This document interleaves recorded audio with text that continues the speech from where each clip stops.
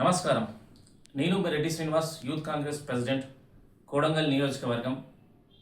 ఏదైతే ఈరోజు కోడంగల్ నియోజకవర్గంలో బీఆర్ఎస్ పార్టీకి సంబంధించిన నాయకులు గౌరవ ముఖ్యమంత్రి రేవంత్ రెడ్డి గారి మీద పోలీస్ స్టేషన్లో కంప్లైంట్ ఇవ్వడం జరిగింది. ఎందుకు ఇచ్చిండ్రో, ఏం పని చేస్తుండ్రో వాళ్ళకి అర్థమైతే లేదు. ఎందుకంటే ముఖ్యమంత్రి గారు ఏదో అన్పార్లమెంటరీ లాంగ్వేజ్ మాట్లాడాడట, వారిపై చర్యలు తీసుకోవాలని వీళ్ళు కంప్లైంట్ చేయడం జరిగింది అన్ని మండలాల్లో. ఈరోజు యువజన కాంగ్రెస్ తరపుకెళ్ళి మేము ఒకటే అడుగుతున్నాం, అసలు అన్పార్లమెంటరీ లాంగ్వేజ్కి కేర్ ఆఫ్ అడ్రస్ కేసీఆర్ గారు, వాళ్ళ కుటుంబం.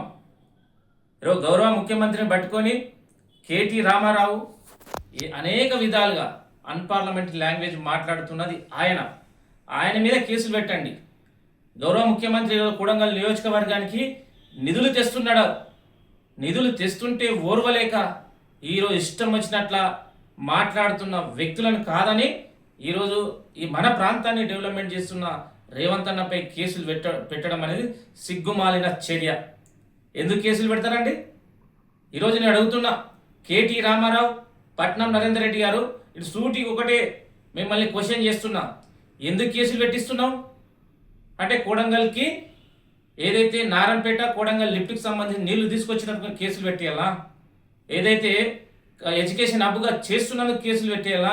ఏదైతే డాంబర్ రోడ్లు బీటీ రోడ్లు వేస్తున్నందుకు కేసులు పెట్టాలా? మనకు నీళ్లు వస్తున్నందుకు కేసులు పెట్టిస్తావా? నిధులు వస్తున్నందుకు కేసులు పెట్టిస్తావా?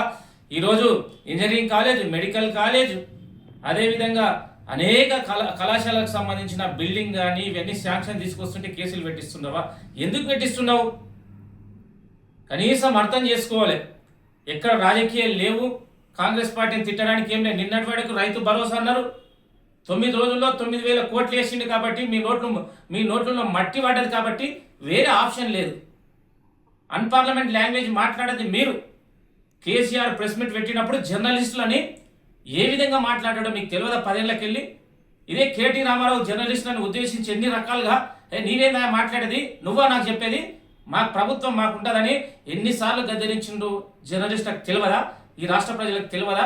కాబట్టి ఏదో ఎక్కడ మీకు సమస్యలు దొరుకుతలేవు. మేము రైతులకు సంబంధించిన రుణమాఫీ చేసినాం, రైతు భరోసా చేసినాం, ఏదైతే బోనస్ పైసలు ఇస్తున్నాం, ఈరోజు రైతులకు అనేక విధాలుగా సంక్షేమం తీసుకొస్తున్నాము.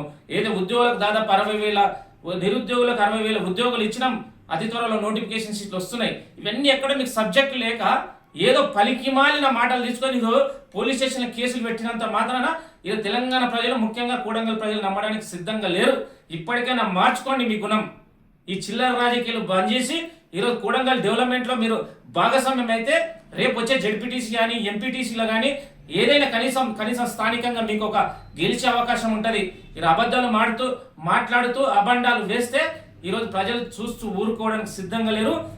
ఇట్లా మీ చీటికి మాటికి ఇష్టం వచ్చిన కేసులు పెడితే ఆ కేసులను తట్టుకోడి నిలబడి ప్రజాక్షేత్రంలో ఖచ్చితంగా డెవలప్మెంట్ చేస్తాం.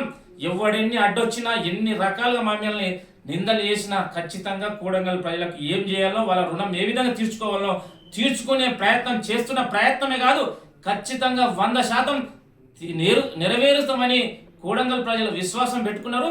ఆ విశ్వాసాన్ని వమ్ము చేయకుండా మేము అభివృద్ధి పథంలో కోడంగల్ని తీసుకొని పోతామని గుర్తు చేస్తూ జై హింద్, జై రేవంత్ అన్న, జై తిరుపతి అన్న, జై కాంగ్రెస్. ధన్యవాదాలు.